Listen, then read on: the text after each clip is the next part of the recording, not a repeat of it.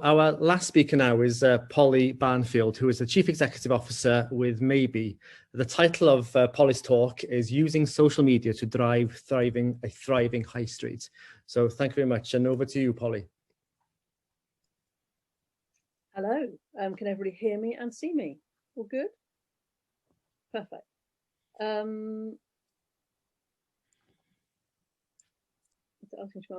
Perfect.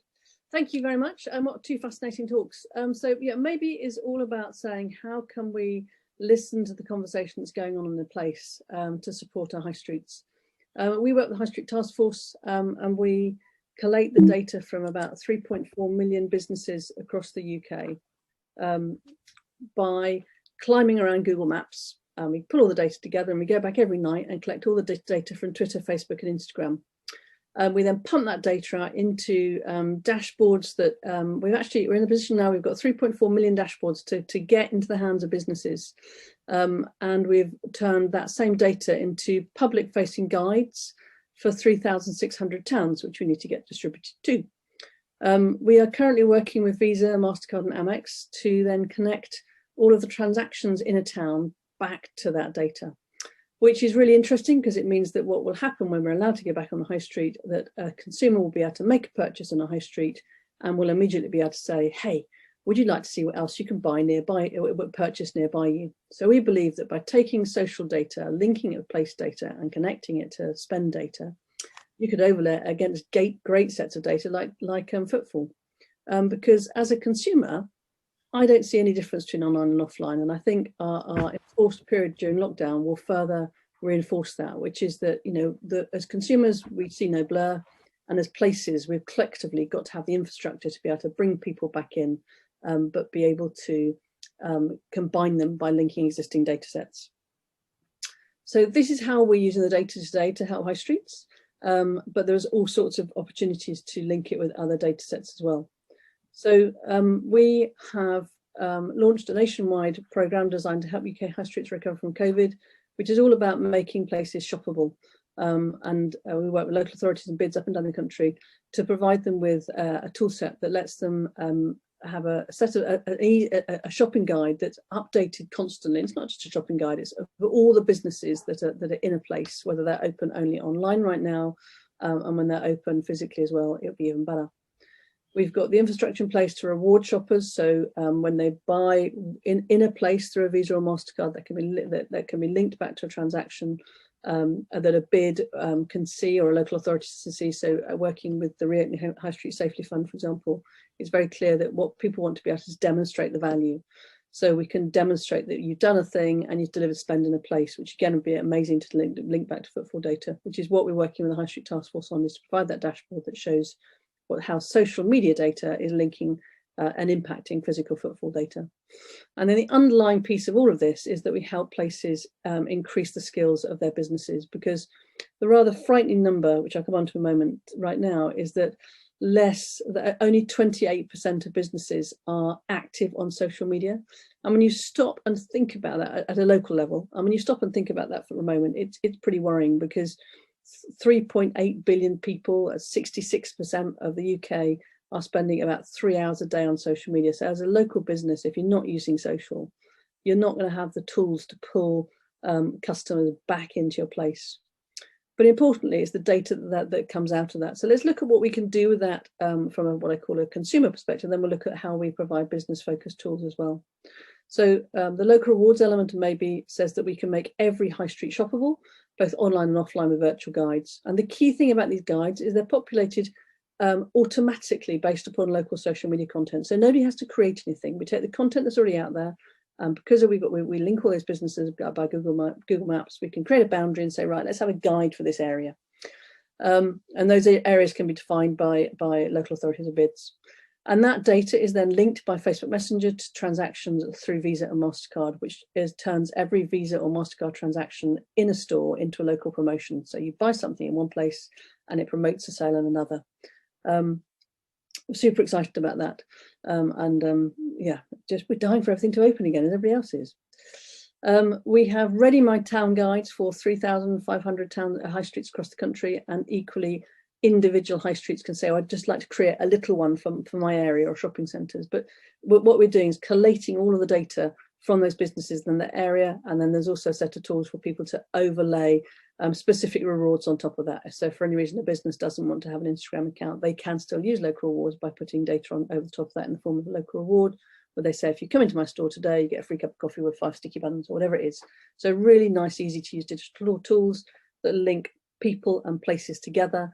And we provide a whole raft of physical assets that use the only benefit of COVID is we've all learned how to use a QR code, and all the QR codes linked to physical guides. So we provide the technology, the platform, the local rewards, the QR codes, email activation, the onboarding campaign, the whole thing, and the campaign for places to deploy. Because if every place has to do this, it's a huge task, and we've built the pipes, and you just need to plug it in. But underlying this is the skills gap, which I think is as I mentioned, a bigger agenda. What we're finding in the places that we're working right now is that by putting all of this social data into a public-facing guide, businesses go, oh, I'm not there. And well, you're not there because you're not on Google My Business, and you haven't got an active Instagram account, which you should have, because that's where the customer is. And if you can make all the businesses in a place become more digitally active, the place has a benefit too. Because the more businesses talk to their customers on social, the more business they do. And we've got massive data to prove that. So for the 28% of businesses that are active on social media, we provide the tools and the training to help them go faster. But most importantly, we focus on sharing their successes so that others can follow in their footsteps. Because this is about getting people to believe they can do it, getting businesses to realize that they need to talk to their customers, they need to remain connected to their customers, and they need to invite their customers to their business, whether that be online or offline. This little glimpse of the sort of case studies we've got, and what's really fascinating is the more we do this, the more we realize that one tiny change can have a massive impact on businesses. And we work very hard to get businesses to reveal revenue numbers to us. Lots of businesses don't want to do that. But this lady on the left, for example, she's learned how to use social over the last 2 years. And on the second lockdown this year, she in 6 hours did a very, very large 7-figure sale. But just because of one thing she'd learned to do through social. We've got another business who's working with, actually with the Cotswold District Council, who was going to close 2 of her 3 stores. She learned how to do one thing on social media, and she started earning an extra £1,000 a day through lockdown, which has meant those 3 stores stayed open. But most importantly, this lady on the left for the shoe store, she's a reason for people to visit Cheltenham. And I think it's this whole idea that if you can improve the individual skills of a business, you collectively improve the footfall of the place. And while we're all shut, the ability to actually deliver footfall, digital footfall to those businesses is critical too, because if each of them individually have to go and buy their customers, it's really expensive. So how you can support businesses through lockdown is really important, as well as once we're open again. So we work with a raft of businesses, thousands of them, helping them find the one thing that make a big change. So we do that through the Maybe platform, which is what powers local rewards. And what we turn all of that social data we collect into engagement tools and tools that you can compare performance. So the shoe lady, for example, has learned how to do this by comparing her data to Gucci and Russell and Bromley, and thought, well, actually, I haven't got an agency, but if I follow in their footsteps, can I do better? And has she just done that? So just by using her own iPhone and shooting pictures in her own home, she's watched how other people are doing it, and is now absolutely crunching her numbers. She's actually sold more shoes this year than she did last year, and she's in the top end bracket that shouldn't be selling during lockdown. But it's all about being able to understand what's working. So everything we provide lets businesses see what's working, what's not working, what's working for their competitors. It lets them compare their data against somebody else's, and then at a town level, it lets you understand what's the best post in a town, how you can engage with all the businesses in the town, and critically, it gives you trackable spend. It makes digital turn into spend. You can see what's actually been spent on the high street because of the link we have with Google, Visa and Mastercard. Not Amex, Mastercard and Visa. It means you can see the spend in store as well. And so you can say that online promotion has driven me that spend in store. And importantly, you can see that at an aggregated level as well across the town. So our aim right now is to get our dashboards into the hands of the 3.4 million businesses that we've created them for, Because if a business can understand today, particularly in lockdown, what are my customers saying? How do our customers feel? Who's influencing their buying decisions? How can I engage with all the people in a place? Because those people still exist. It's just they're not out and about right now. They're all living in social media. So getting consumers, getting businesses to connect consumers through social media is a way for them to drive their sales. Local rewards is a way for us to aggregate that together at a place level, so that as a local authority or as a business improvement district, you can promote the businesses in your place. And most importantly, through local rewards, you can then look at what's the impact of social media on our sales, and what's the impact on townwide spend. Because if every business has to promote themselves to as we come out of lockdown and start to recover, it's very expensive. If you can start to collectively promote a place, it will help all of the businesses within them thrive faster. So a dashboard for every business that shows them what's working, what's not working. We make reporting a breeze, and enables everybody, particularly while they're remote working, to be able to see their data as well. So if you can understand what your customers are saying, see how you're performing, get on the same page, and manage your town rewards, we believe we can help businesses recover faster. I work with a wide range of authorities across the UK, and it's an absolute pleasure to see so many authorities being to embrace how they can create a digital infrastructure for places.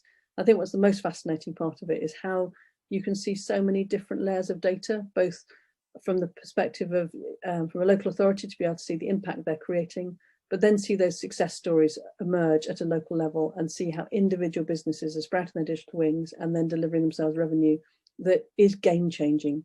But collectively, that is what makes each place become more digital. I believe that consumers desperately want to shop local, but they need to be able to find their local businesses, and we're all about making that happen. So thank you very much. Thank you very much, Polly. That's again, it's fascinating. Before I hand over to Linda for the Q&A, I had one question. Do you have any customers or towns in Wales that are using the system at the moment? Do you know, interestingly, we are not. We were talking to Owen Davis, who is a High Street Task Force expert, yesterday, I think, who's very keen to see a rollout, and we've got a sort of big conversation going on. We're in Scotland, but we really ought to be live in Wales. Okay, well, maybe after today, there'll be people queuing at your door. So thank you very much. So on that, I will hand over to Linda for the Q&A. Thank you, Linda.